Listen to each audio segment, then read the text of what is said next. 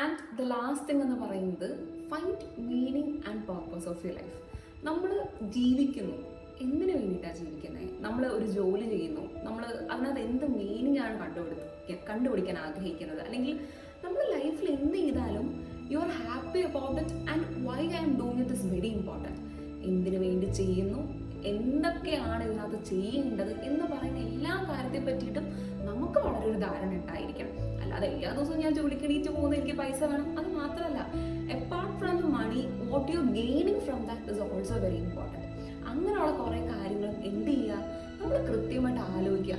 ചെറിയ ചെറിയ activities daily meaning full ആയിട്ടുള്ള ചെറിയ ചെറിയ കാര്യങ്ങൾ നിങ്ങൾ എന്ത് ചെയ്യുക, ലൈഫിൽ എപ്പോഴും ചെയ്യാനായിട്ട് ശ്രമിക്കുക. ഇതൊക്കെ നിങ്ങൾക്ക് വളരെ സിമ്പിളായിട്ട് ചെയ്യാൻ പറ്റുന്ന കാര്യങ്ങളാണ്. പക്ഷേ നിങ്ങൾ ആരും ഇത് ചെയ്യാൻ പോകുന്നില്ല. കാരണം വേറൊന്നുമില്ല, നമ്മുടെയൊക്കെ വിചാരം എന്ന് പറയുന്നത് മെന്റൽ ഹെൽത്ത് ഇൻസ്റ്റന്റ് ആയിട്ട് കിട്ടുന്ന സമാധാനമാണെന്നാണ്.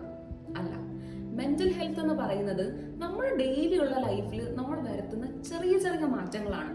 നല്ലപോലെ ഉറങ്ങുക, കോൺസ്റ്റന്റ് ആയിട്ട് സ്ക്രോളിങ് ഇല്ലാണ്ടിരിക്കുക, നല്ലപോലെ എക്സസൈസ് ചെയ്യുക, എപ്പോഴും ഓപ്പൺ മൈൻഡഡ് ആയിട്ട് ഇരിക്കാൻ ശ്രമിക്കുക.